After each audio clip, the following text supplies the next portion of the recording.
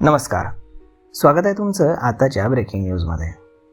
मित्रांनो, सुधारित राष्ट्रीय निवृत्ती वेतन योजना लागू करण्याच्या मागणीसाठी येत्या 29 ऑगस्टपासून बेमुदत संपावर जाण्याच्या सरकारी आणि निमसरकारी कर्मचाऱ्यांनी दिलेल्या इशाऱ्याची गंभीर दखल राज्य सरकारने घेतली आहे.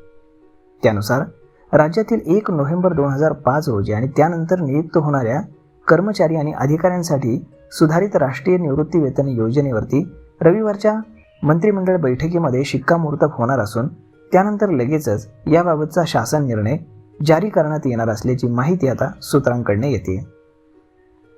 आपल्या राज्यामध्ये 1 नोव्हेंबर 2005 नंतर सरकारी सेवेमध्ये दाखल झालेल्या कर्मचाऱ्यांसाठी सुधारित निवृत्ती वेतन योजना लागू करण्याची घोषणा मुख्यमंत्री एकनाथ शिंदे यांनी विधिमंडळाच्या अर्थसंकल्पीय अधिवेशनामध्ये केली होती.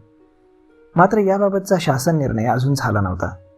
त्यामुळे विधानसभा निवडणुकीच्या तोंडावरती सुधारित राष्ट्रीय निवृत्ती वेतन योजनेच्या अंमलबजावणीसाठी येत्या 29 ऑगस्टपासून बेमुदत संपावर जाण्याचा इशारा राज्य सरकारी आणि निमसरकारी अधिकारी आणि कर्मचारी संघटनांनी दिला होता. तर दुसरीकडे केंद्र सरकारही नव्या निवृत्ती वेतन योजनेचा विचार करीत असल्याचं सांगत सरकारने याबाबत प्रस्ताव गेले काही महिने प्रलंबित ठेवला होता.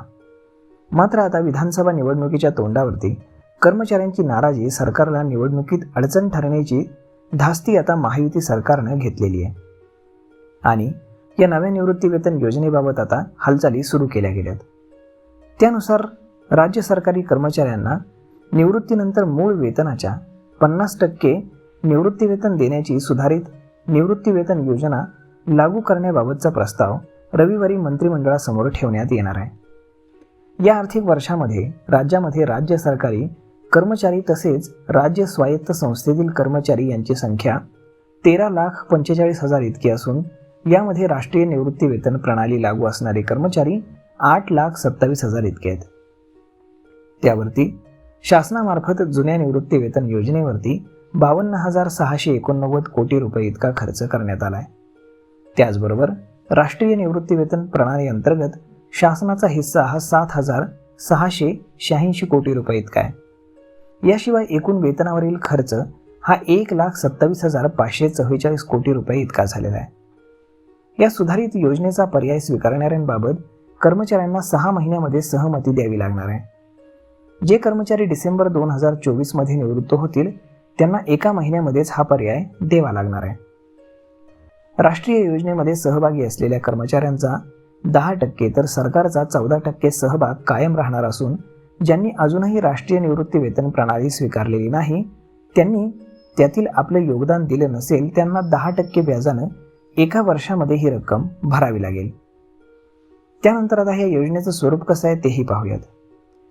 मंत्रिमंडळाची मान्यता मिळाल्यानंतर 1 नोव्हेंबर 2005 रोजी आणि त्यानंतर नियुक्ती झालेल्या सुमारे 8.5 लाखांहून अधिक कर्मचारी आणि अधिकारी यांना या योजनेचा लाभ मिळण्याचा मार्ग मोकळा होणार आहे.